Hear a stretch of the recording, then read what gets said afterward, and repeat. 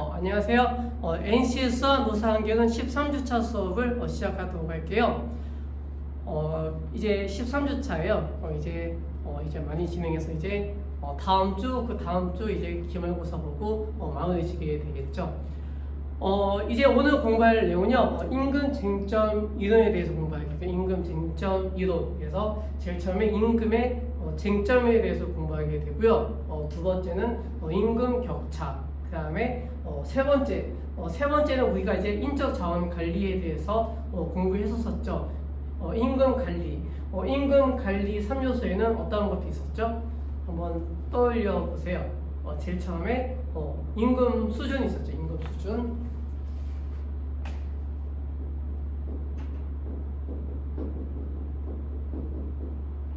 그 다음에 이제 두 번째 뭐가 있었죠?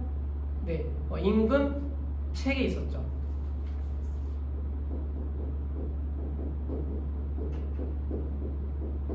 그 다음에 이제 세 번째는 임금 형태가 있었죠.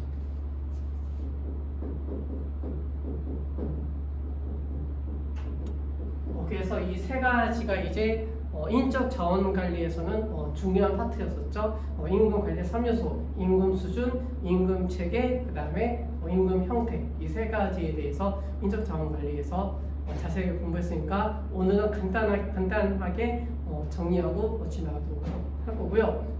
그 다음에 이제 쟁점, 제일 중요한 쟁점이 이제 최저임금 제도가 있죠. 최저임금 제도. 이번 정부에 들어서 이제 최저임금을 이제 10,000원 이상으로 하겠다 이렇게 공약을 했었는데 결국은 10,000원 이상 공약을 지키지 못했어요. 그래서 아주 좀 중요한 쟁점이 되는 거죠. 그 다음에 다섯 번째는 생산성 임금제가 있죠. 그래서 크게 다섯 가지 파트에서 공부하도록 할게요. 제일 처음에 보시면요, 이제 임금의 쟁점이 나오죠. 임금 쟁점. 임금 쟁점이라는 것이 이제 노사 분규가 일어나게 되겠죠. 노사 분규가 일어나게 되는데 그 노사 분규 절반 이상 56% 정도가 노사 분규의 쟁점이 임금이 되겠죠. 그래서 임금의 쟁점이 노사 분규의 과반 이상을 차지하고 있다 이렇게 생각하시면 돼요. 그럼 이제 임금의 쟁점은요, 견해가 있는데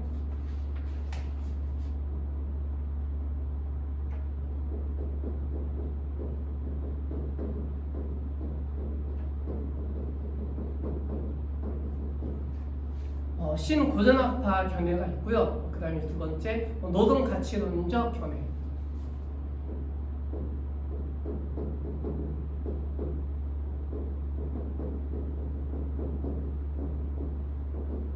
이렇게 둘로 나뉘는데요. 제일 처음에 이제 신고전학파의 견해를 보면 노동 서비스의 대가가 되겠죠.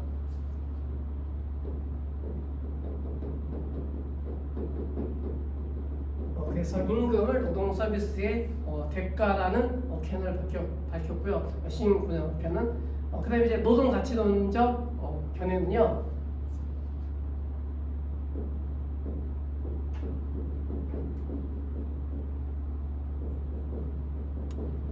노동력의 가격이라고 하게 된 거죠. 그래서 이제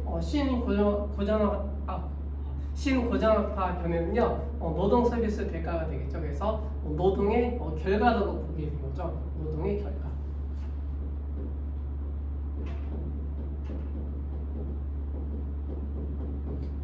그리고 이제 노동 가치론적 견해를 보시면 노동력의 가격이라고 했는데 이것은 노동의 능력,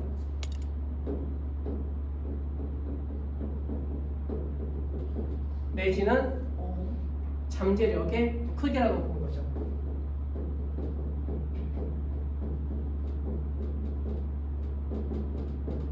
이렇게 정리하시면 돼요. 그래서 신고전학파 견해가 있고, 그 다음에 노동 가치론적 견해가 있다 이렇게 정리하세요.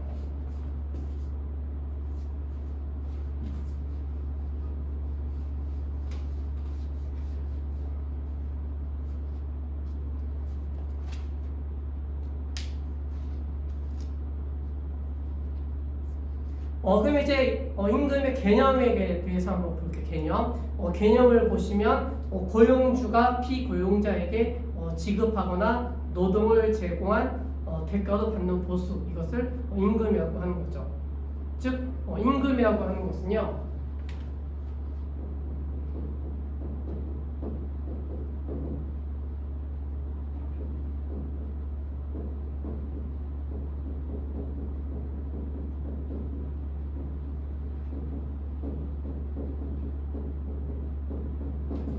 근로자가 받는 일체의 대가라고 볼 수가 있겠죠. 임금이라는 것은 근로자가 받는 일체의 대가다, 이렇게 개념을 정리하시면 되세요.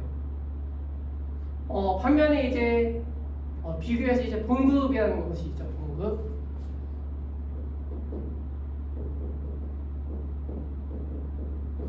봉급 같은 경우는요,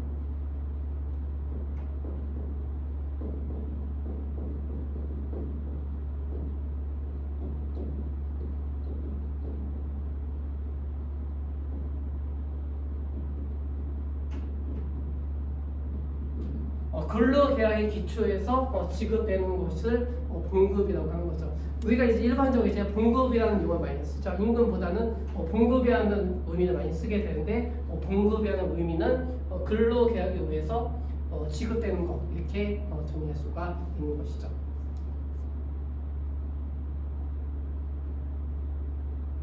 정리되셨죠? 그럼 이제 임금의 양면성이 있어요. 양면성. 임금의 양면성은 근로자와 사용자 측면에서 양면성을 가지게 되겠죠. 그래서 제일 처음에 사용자 입장.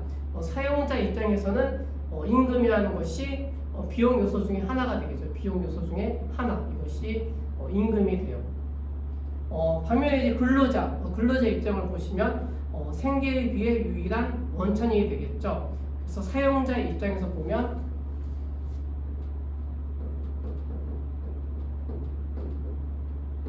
임금 같은 경우에는 비용이 되겠죠. 사용자는 비용이 돼요. 비용이 되는 것이고, 이것을 다른 용어로 인건비라고 하는 거죠.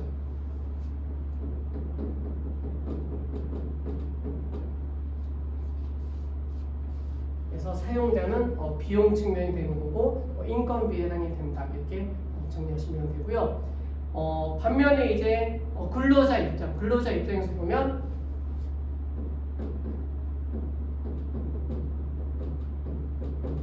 소득이 되겠죠. 소득이 되는 것이고, 근로자는 생계비가 되겠죠. 생계비의 유일한 원천이 근로자 입장이다. 그래서 더 많은 임금을 받으려고 하는 것이죠.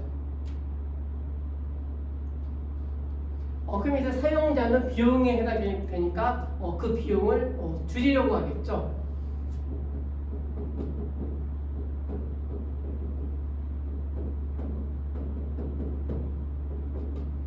반면에 이제 근로자 입장에서는 더 많은 임금을 받고자 하겠죠. 그러니까 늘리려고 하는 거죠.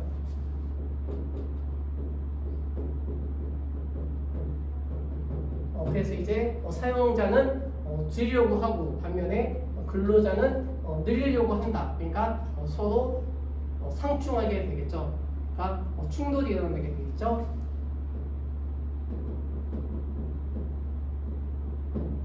그래서 충돌이 생겨서 이제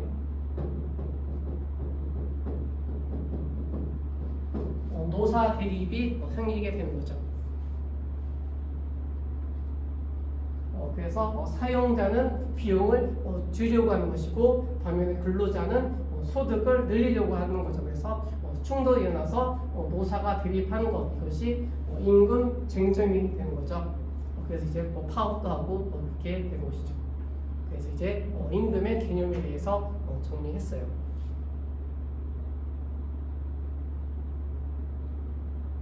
정리되셨죠? 그럼 이제 두 번째 볼게요. 두 번째 보시면 근로기준법상의 임금 규정이 있죠. 네 가지로 규정하고 있는데, 첫 번째 임금의 지급이 나오죠. 그래서 첫 번째만 잘 정리하시면 돼요. 임금의 지급. 임금의 지급을 보시면요, 통화로 직접 근로자의 그 전액을 지급해야 한다. 통화라는 것은 이제 우리가 이제 회계 원리 시간에도 공부했었죠. 통화라고 하는 것은 동전이라든지 지폐, 그러니까 500원짜리, 1000원짜리, 만원짜리 그런 것들이 통화가 되겠죠. 그래서 통화로 직접 근로자의 그 전액을 지급해야 된다. 예전에 이제 이러한 임금 같은 봉급 같은 것을 이제 어떤 봉투에 담아서 이렇게 회사에서 줬었는데 요즘에는 이제 그런 게 없어지고 이제 대부분 은행 계좌로 붙이게 되는 거죠. 은행 계좌로 붙이고 있어요. 그래서 임금의 지급은 매월 한 번 이상 지급하기로 되어 있는 거죠. 그럼 매월 이제 25일이면 25일, 5일이면 5일 이렇게 정해서 월급을 주게 되는 거죠. 그 다음에 두 번째, 세 번째, 네 번째는 참고라 두시면 되세요. 참고로 정리하시면 되는데 두 번째, 도급 사업에 대한 임금 지급이 있죠. 이것은 사업이 여러 차례 도급에 따라 행해지는 경우, 우리가 이제 도급 계약하게 되면 이제 떠올리는 것이 이제 건설 계약이겠죠. 건물 짓는 것, 그런 것들이 도급 사업에 대한 임금 지급이다 이렇게 볼 수가 있겠죠. 건설하는 경우. 그 다음에 세 번째, 비상시 지급이 있겠죠. 비상시 지급. 비상시 지급은요, 근로자가 출산하거나 아니면 질병이 걸리거나 그 다음에 재해를 입었어요. 그러면 비상시 이제 임금을 지급하게 되겠죠. 그 외에 그 밖에 대통령이 정하는 비상한 경우 이때는 임금을 지급하게 된다 이렇게 정해주시면 되겠죠. 그 다음에 네 번째, 휴업수당이 있겠죠. 휴업수당은 사용자의 기재 사유로 휴업하는 경우 이때는 이제 평균 임금의 70% 이상을 지급하게 된다. 100분의 70을 지급한다. 이렇게 정하시면 돼요.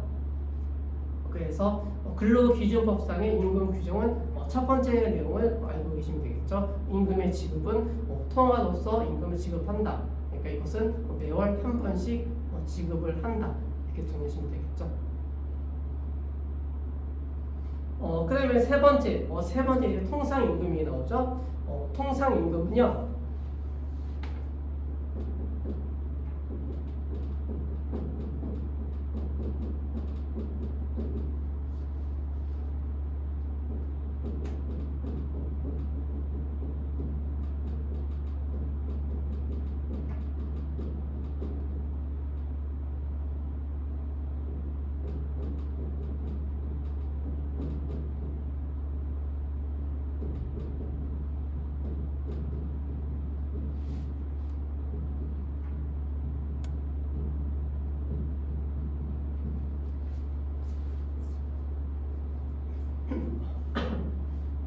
그래서 통상임금이라고 하는 것은 정기적이고 일률적으로 지급되는 기본금과 고정수당에 해당이 된다. 이렇게 정리할 수가 있는 것이죠.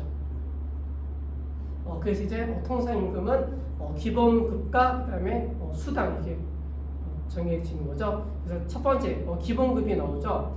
기본급의 경우에는 이제 본봉이 있겠죠. 본봉 플러스 직무와 직책 수당이 있고요.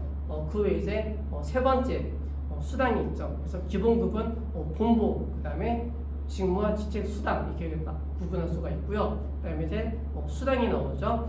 수당은 고정 수당이라고도 하는데 고정 수당은 세 가지로 구분하게 되겠죠.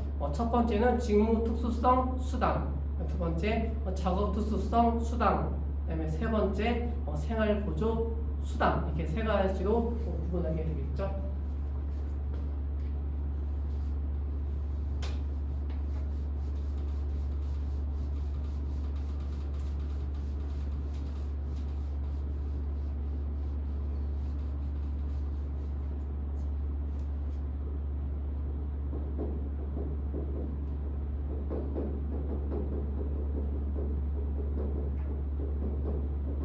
그래서 첫 번째 이제 직무 특수성 수당이 나오죠. 직무 특수성 수당은요,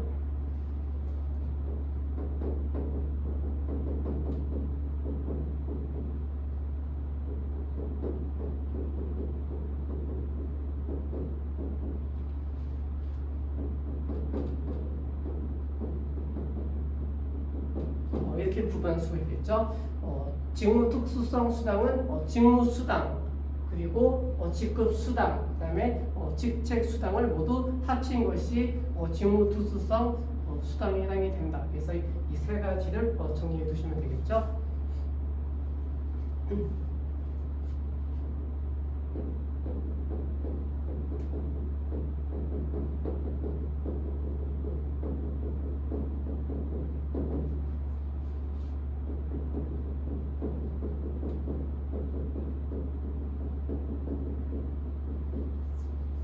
그 다음에 두 번째 작업 투수성 수당이 있죠.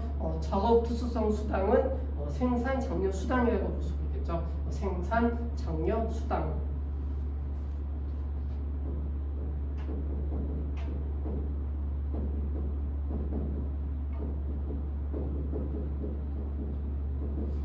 그 다음에 세 번째는 이제 생활보조 수당이 있죠. 생활보조 수당은요.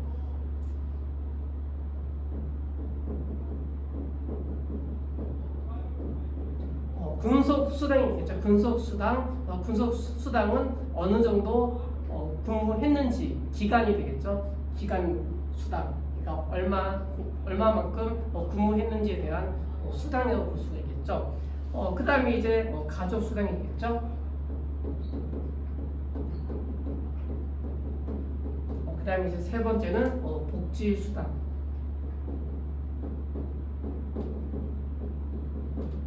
이렇게 구분할 수가 있겠죠.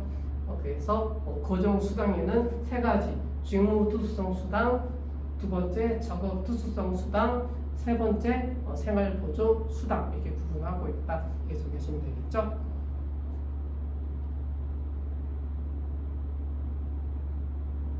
그래서 이제 세 번째 체크해 두시고 잘 정리해 두세요. 통상임금은 기준임금이다. 그래서 통상임금은 정기적이고 일률적으로 지급되는 기본급과 그다음에 고정수당에 해당이 된다. 이렇게 정리하시면 되겠죠. 이제 수당 다 정리되셨죠? 그러면 이제 네 번째 임금의 성격이 나와요. 임금의 성격. 임금의 성격은요 세 가지로 구분할 수가 있는데, 첫 번째 경제적인 성격이 있죠. 그다음에 두 번째 사회적인 성격. 그다음에 세 번째 심리적인 성격이 있다. 첫 번째 경제적 성격이 나오죠. 경제적 성격은 임금의 양면성이 되겠죠. 아까 임금의 양면성은 사용자와 근로자의 입장이 대립되기 때문에 발생하는 것이 되겠죠. 그래서 사용자는 더 임금을 줄이려고 하는 것이고, 반면에 근로자 입장에서는 더 많은 임금을 받으려고 한다. 그래서 대립이 생긴다. 이렇게 이것이 임금의 양면성이다. 그래서 이제 경제 성격 내용을 보시면요, 기업의 부가가치가 일정한 단기에는 이윤과 임금의 크기가 서로 반대 방향으로 움직인다. 이렇게 정리되시죠? 사용자와 근로자 간에 반대 방향으로 움직이게 되는 거죠. 이것에 임금의 양면성이다. 이렇게 정리할 수가 있겠죠. 그 다음에 두 번째 사회적 성격이 나오죠. 사회적 성격은요 신분을 결정하는 요소가 되는 거죠. 신분을 결정하는 요소이다. 그래서 사회적인 성격은 임금이 높고 낮음이 사생활의 경제적, 사회적 의미를 뜻한다. 그래서 임금 산정은 기준과 절차의 공정성을 확보해야 된다. 공정성이 중요한 것이 되겠죠. 공정성 확보. 그 다음에 이제 세 번째 심리적인 성격도 있겠죠. 임금은 심리적인 성격도 있는데, 노동자들의 생리적 안정성이라든지 사회적 욕구, 그 다음에 자기 실현의 욕구까지 충족시켜주는 기본적인 역할을 한다. 이것이 임금이 되겠죠. 그래서 임금은 세 가지 역할을 한다. 첫 번째는 경제적인 성격, 두 번째 사회적인 성격, 세 번째 심리적인 성격을 한다. 이렇게 세 가지 정리하시면 되겠죠.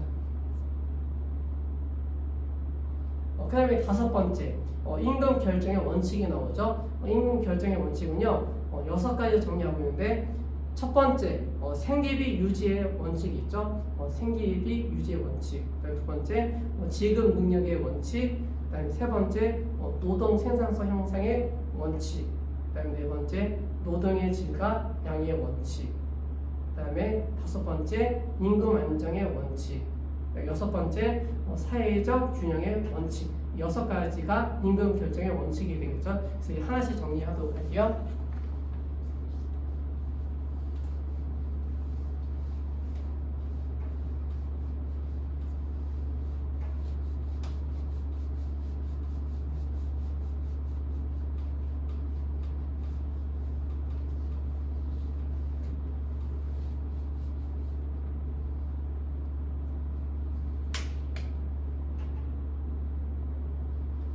첫 번째 이제 생계비 유지의 원칙이 있죠. 생계비 유지의 원칙은 임금의 최하한선이 되겠죠.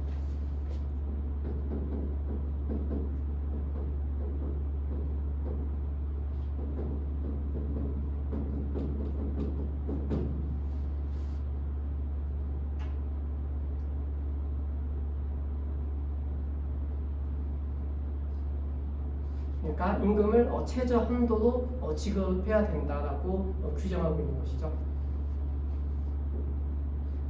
그 다음에 이제 두 번째 지급 능력의 원칙. 지급 능력의 원칙 같은 경우에는 사용자 입장이 되겠죠. 사용자 입장이니까 비용이 되니까 한도를 정해놔야 되겠죠. 최상한선을 정해둬요.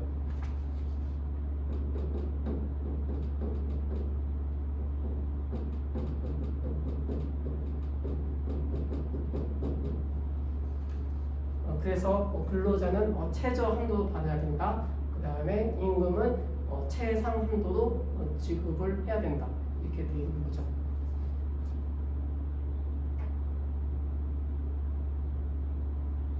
그 다음에 이제 세 번째 노동 생산성 형성의 원칙이 나오죠.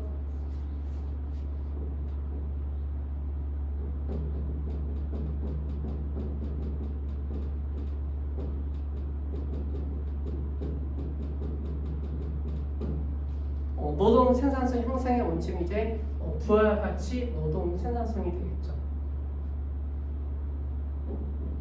그 다음에 이제 네 번째 노동의 질과 양의 원칙.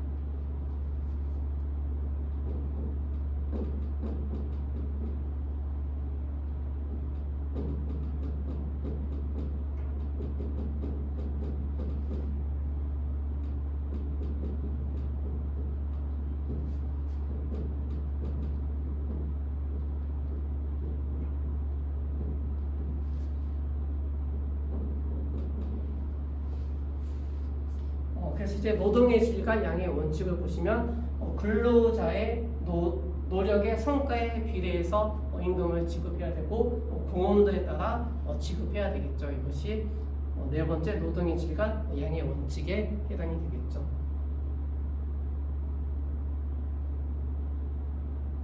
그 다음에 이제 다섯 번째는 임금 안정의 원칙. 그 다음에 이제 여섯 번째. 여섯 번째 같은 경우에는 이제 사회적 균형의 원칙이 나오죠. 사회적 균형의 원칙은요, 동종 기업 간의 균형을 맞추는 게 중요하겠죠.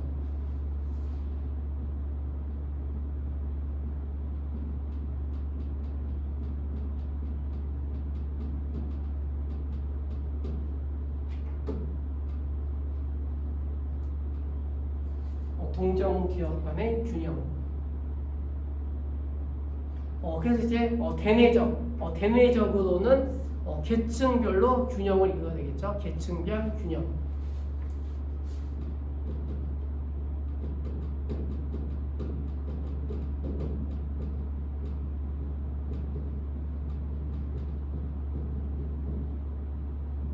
계층적 균형이 중요하게 된 거고요.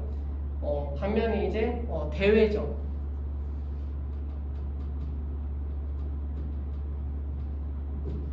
대외적으로는 타 기업 간 상대적 균형을 이루어야 되겠죠.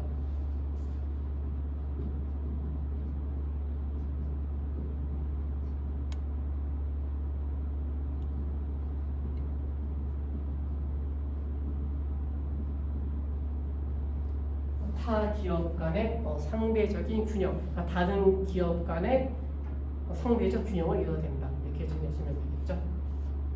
그래서 임금 결정의 원칙은 크게 6가지가 있다. 생계비 유지의 원칙, 두 번째 지급 능력의 원칙.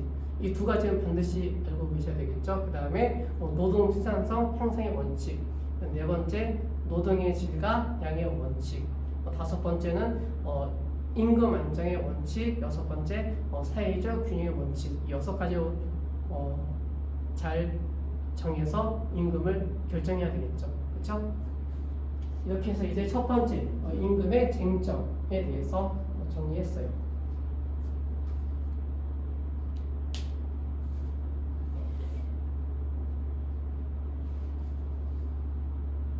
다시 이제 정리되셨죠? 그럼 이제 두 번째 임금 격차에 대해서 살펴보도록 할게요. 임금 격차. 그래서 임금 격차의 개념이 나오죠. 임금 격차라고 하는 것은 인적 속성이나 기업 측 속성에 따라 분류할 수 있는 임금률 간의 차이, 이것을 임금 격차라고 하는 것이죠. 그래서 임금 격차의 발생 원인이 있겠죠. 발생 원인을 보시면 기업의 속성에 따라 발생이 어떤 원인이 발생하게 되는 것이고요. 임금 격차가 발생하는 것이고 근로자 인적 속성에 따라 발생한다, 이렇게 정의할 수가 있겠죠.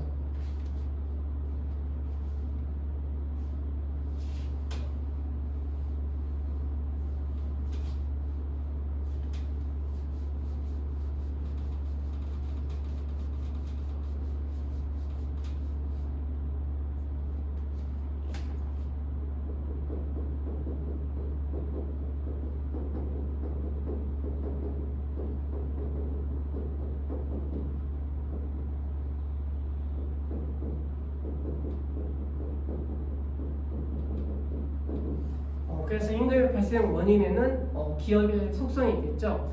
기업의 속성은요,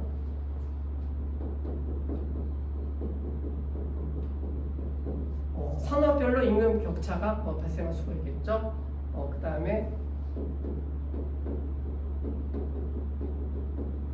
지역별, 그 다음에 세 번째는 규모.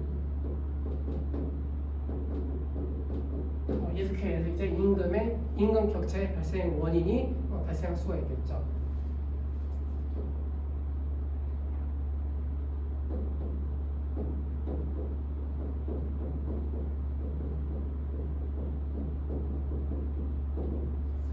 그다음에 두 번째로 이제 근로자의 인적 속성이 나오겠죠. 근로자의 인적 속성은 직무별로 임금 격차가 발생하겠죠.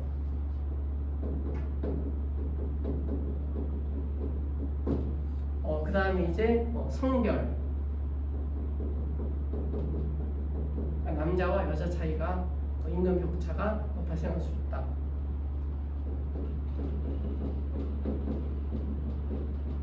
그 다음에 이제 군속별로 차이가 나겠죠. 그러니까 어느 정도 근무를 했는지에 따라 분류해서 임금 격차가 발생할 수 있다.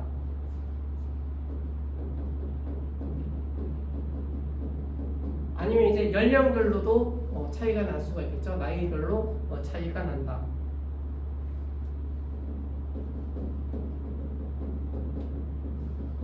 아니면 이제 또 발생 원인은 학력별로 임금 격차가 발생할 수 있다. 이렇게 정리할 수가 있겠죠.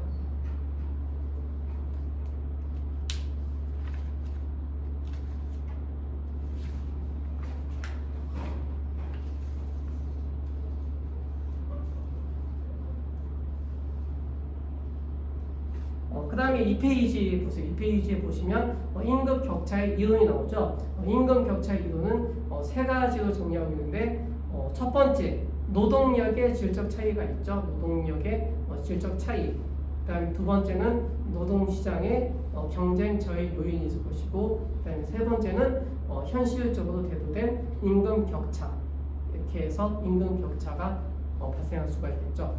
첫 번째, 노동력의 질적 차이 같은 경우에는 교육훈련비 차이가 있겠죠. 교육훈련비 차이 메모해 주세요. 교육훈련비 차이.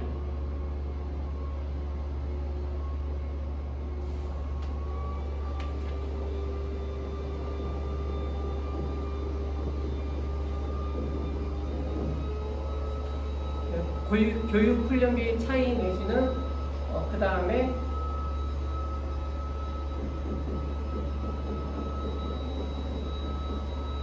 개인 능력의 차이로 발생하겠죠.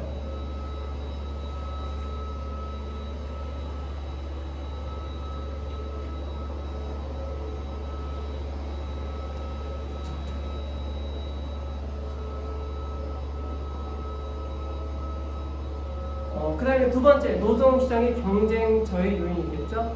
경쟁 저해 요인으로서 노동시장이 완전 경쟁이에요. 완전 경쟁이 되면은 동일 노동, 동일 임금 이것이 실현될 것이라고 본다. 이것이 임금 격차 유동이라고 볼 수 있어요.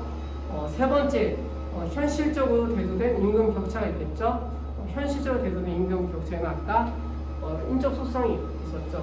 인적 소송, 그다음에 기여된 소송에 따라 차이가 발생하게 돼서 산업별 내지는 그다음에 업종별,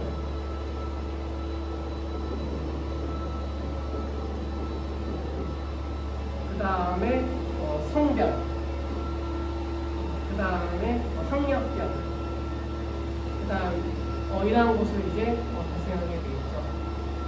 지금 밖에 시끄러워서 잠깐 쉬었다가 이제 임금 관리 3요소부터 진행해 나가도록 할게요.